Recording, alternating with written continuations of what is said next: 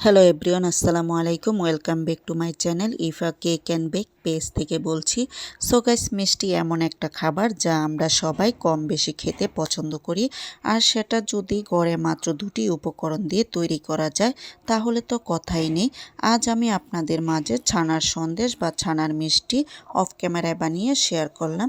So guys, এই ছানার সন্দেশটা দোকানের মতো একদম পারফেক্টভাবে বানানোর চেষ্টা করেছি।